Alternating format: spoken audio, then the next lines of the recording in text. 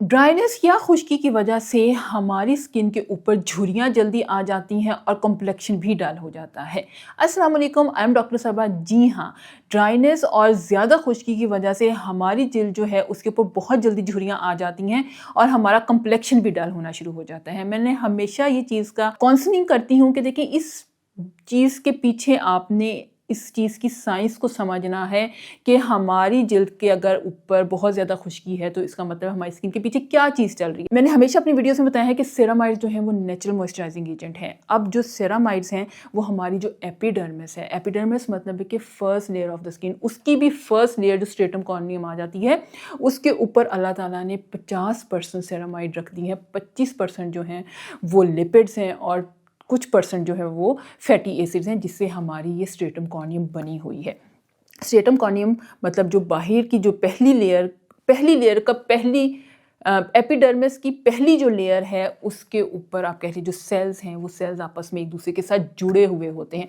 आप इसकी एग्जांपल बिल्कुल ऐसे ले लें कि जैसे ईंटें हैं, ईंटें आपस में जुड़ी हुई होती हैं और ईंटों को जोड़ने के लिए जो काम करता है वो एक सीमेंट काम करता है। सीमेंट आपके ईंटों को जोड़ता है। इसी तरह हमारी स्किन के जो सेल्स हैं उसको जो आपस में जोड़ रहा है वो सेरामाइड है। आप सेरामाइड को सीमेंट की तरह ले लें या आप इनको कहें कि ये गूंद है जिसने सेल से सेल को चिपकाया हुआ है, और अगर इसमें कमी आना शुरू हो जाएगी तो आपकी स्किन जो है या आपका सेल है वो उसमें जो चिपका हुआ है वो उस तरह नहीं चिपकेगा, वो खुल जाएगा और आपकी स्किन के ऊपर से अंदर जो है वो फिर हाइलुरोनिक एसिड होता है। हाइलुरोनिक एसिड के अंदर इतनी कैपेसिटी होती है कि वो 1000 गुना ज़्यादा दफ़ा आपकी स्किन का जो वाटर है वो होल्ड करके रखता है। लेकिन अगर आपके सेल टू सेल के बीच में ही गैप आ गया तो वहाँ से हाइलुरोनिक एसिड जो है वो निकल जाएगा। हाइलुरोनिक एसिड जब निकलना शुरू होगा तो वाटर लॉस भी होना शुरू हो जाएगा। हमेशा मैं एक वर्ड बोलती हूँ,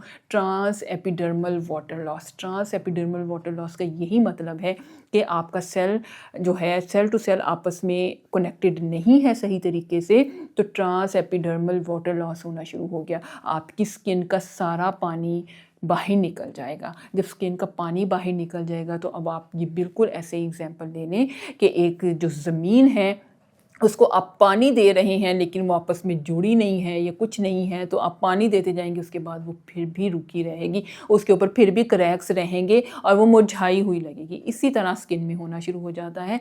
जब सेरामाइड आपका ख़त्म होना शुरू हो जाता है जो कि नेचुरल मॉइस्चराइजिंग एजेंट है, तो आपके सेल्स जो हैं वो आपस में ओपन हो जाते हैं, आपकी स्किन ससेप्टेबल हो जाती है। मतलब है कि आपकी स्किन को आप इतना मौका दे देते हैं कि उसके अंदर कोई भी वायरस या कोई भी बैक्टीरिया अंदर जाए और उसकी वजह से सेकेंडरी इन्फेक्शन कॉज हो सकती है, जो कि हम एक्जिमा के पेशेंट्स में देखते हैं।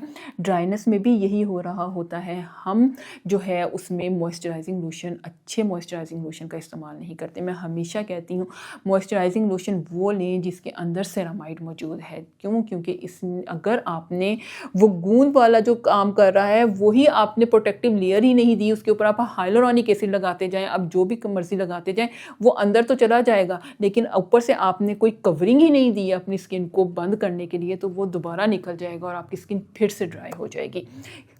इसलिए आपने मॉइस्चराइजिंग लोशन का इंतखाब करते हुए इस चीज़ का लाजमी ध्यान रखना है कि उसके अंदर सेरामाइड हो, उसके अंदर हाइलुरोनिक एसिड हो और उसके अंदर ग्लाइसरीन हो। ये मॉइस्चराइजिंग लोशन मेरी वेबसाइट पे मौजूद है www.3layers.shop।